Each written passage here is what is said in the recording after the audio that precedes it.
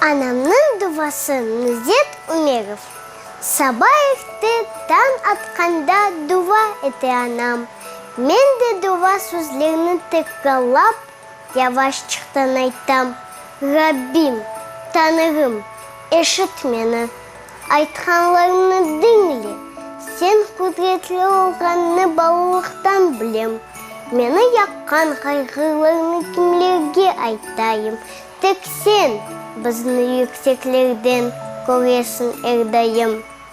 Берсен сабыр доғмышларға, маңа, құмшыларға, евімізді көрмек кетсін бела қарақарға.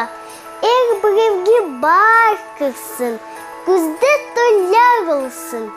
Бұл дүнияға келген балалар осын ве бұйысын. Соқуылар көзін açsın, sevgenler kavuşsun. Bir-birine taş atkan mutlaka barışsın. Tağda namazga çağırsın mazim.